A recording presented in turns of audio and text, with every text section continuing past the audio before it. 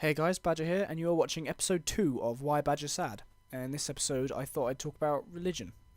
First of all, a few things. Sorry this video is so late. As I said on Twitter, I have been very ill over the last week, so I didn't really get any video making done. I also uploaded this yesterday briefly, you may have seen on Twitter, but the sound recording was just awful and I couldn't leave it up, so I'm going to re-record it now, because, yeah, it was abysmal. And also, it's this episode's a little jumpy. It's a little it's not very coherent. And I apologise for that in advance. Next episode will be a lot more coherent. It'll make a lot more sense. I'll have a lot more time to write it, plan it. So again, like last week, I'm just going to throw a quick disclaimer out there before I begin. I don't mean to offend anyone with this video, and the opinions expressed within are solely my own, and they're just that. Opinions. So if you disagree with any of them, please say your side of the argument in the comments, but please no hate and no whining that I'm intolerant, because it honestly isn't my intention at all, and I wouldn't say I'm intolerant at all. So, I am an atheist. I'm not a strong one, certainly not one that fights for what I believe in, or even argues that often over it, although in my college I do occasionally come across some racial or sexual intolerance, and I can never resist arguing in those situations. There's a few seriously religious people that I just don't get on with. I just have never seen any proof of God, and I believe, to be honest, there is too much hate and evil in the world for a God to exist. Have I lived through any of the evil? Well, of course not. I've had a pretty good life, but that doesn't mean it's not there, and I'm not about to pretend it doesn't exist, simply so I can have faith in some higher entity, and I'm not going to say that, you know, God allows the bad stuff to happen because he's got a plan, because I think that's just pretending it doesn't exist. So again, it protects your argument that God does exist, and I don't agree with that. I actually believe, to be honest, every good scientist should say there is no way of knowing if God exists or not. I mean, there isn't, but it's unlikely, and they themselves don't believe in him, as I don't. So I actually completely understand why many people believe in God. It's that feeling inside a lot of us that makes us want to sometimes, blame the problems in the world on someone. Or to look up for advice to someone, which I totally understand, or even in some cases just someone to be there for us in times of need or loneliness.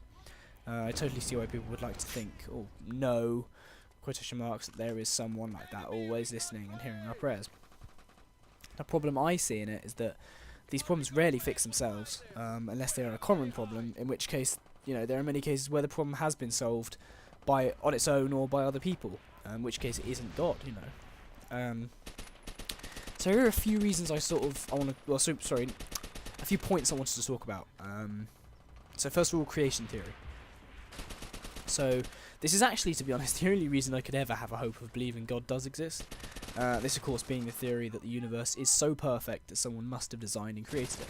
Now, to be honest, the universe is pretty perfect. The whole, open quotation, a planet being a few millimeters away from where it is would mean the sun would explode thing. Well, I mean, obviously that's just not true. That's of course bollocks. But the universe is still mathematically pretty amazing, as is Earth itself. The perfect mix of elements allows for a veritable cooking pot of human life. Speaking of human life, we're pretty perfect as well. Our bodies are extremely complicated yet perfectly working biological machines. Well, almost perfect. The problem is the universe isn't perfect. As we aren't, not completely perfect. If you need proof humans aren't, I'll use a quote from the hilarious Dara O'Brien, a comedian. If we were truly created by God, why do we occasionally bite the inside of our own mouths? Among many reasons, that is one of my favourites. So, point number 2, the Big Bang Theory. I believe in the Big Bang Theory, obviously, and this is because I have a brain. No, the Big Bang Theory has been proven. Redshifts, cosmic microwave background. There is just too much proof for it to be disproved by anyone, but especially by a book or a series of writings. Could God have started the Big Bang? Created the Big Bang? Possibly. How am I to know?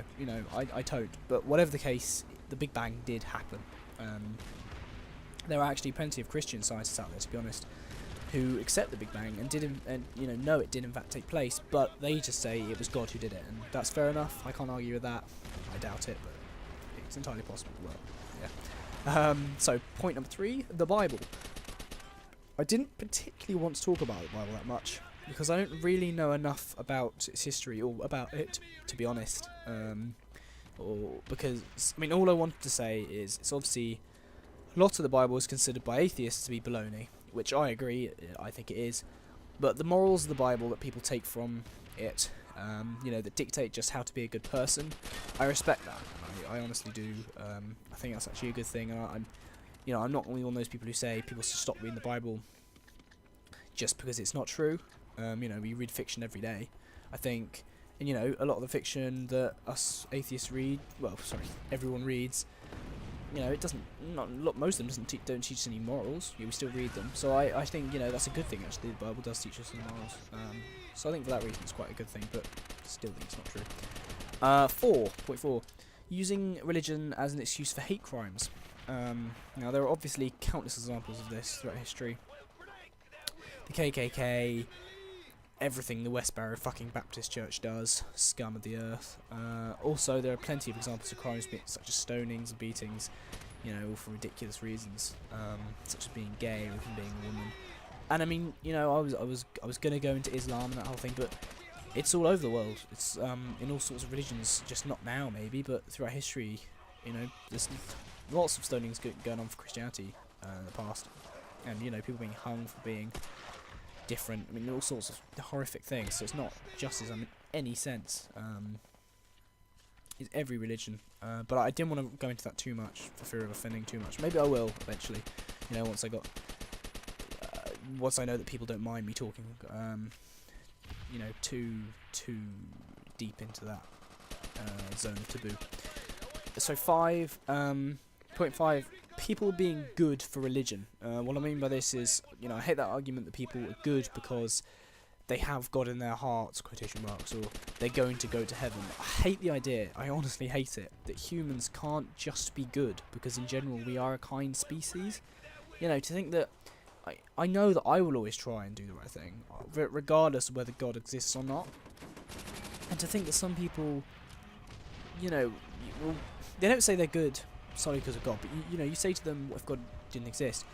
And they're all like, oh, you know, well, here's the question, would they then suddenly go kill people if they suddenly found out God didn't exist? Would they go kill and rape and, you know, steal and get revenge on the people that wronged them in their life instead of turning the other cheek like they've done so far?